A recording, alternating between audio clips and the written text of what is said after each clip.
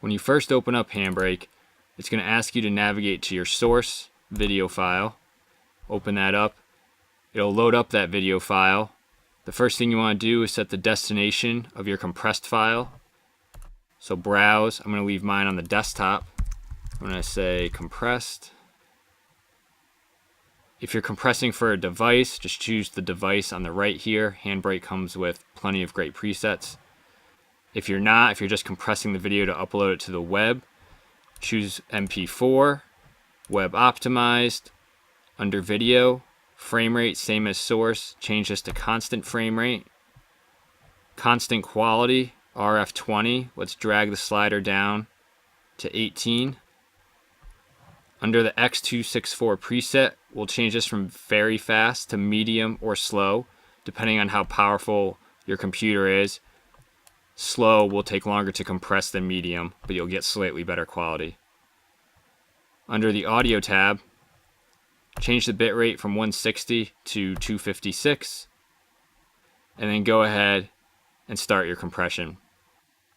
So now that we went over the how, let's go over the why.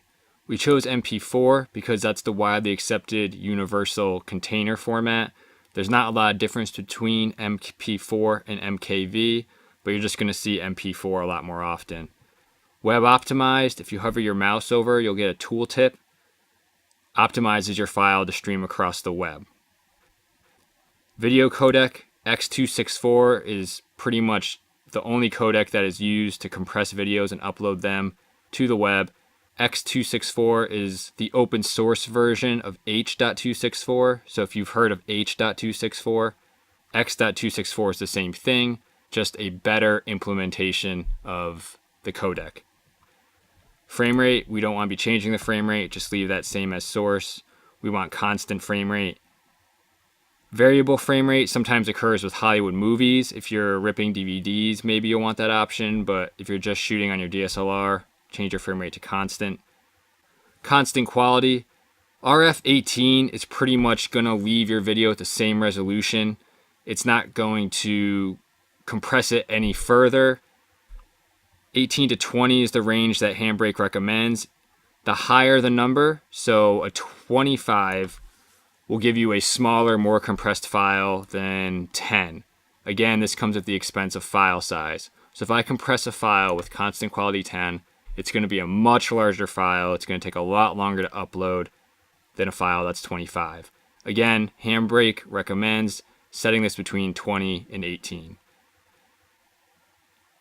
The X264 preset, we chose medium and slow because these give you the best compression with the least amount of compression time.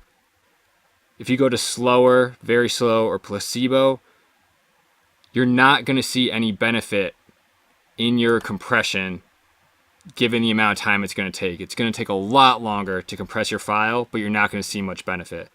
So medium and slow are the two that are widely recommended. I personally like to use slow. It just gives you 5 reference frames. It gives you just overall better, slightly better compression, and it has the settings that I like. Audio, because your audio is likely going to be compressed when you upload, you choose a higher bitrate of 256 or 320. If you have a lot of music, if audio is very important, maybe you'll want to choose 320 because when you upload to the web, YouTube, Vimeo, they're going to compress your file again. So you want to give them a really nice master to compress from.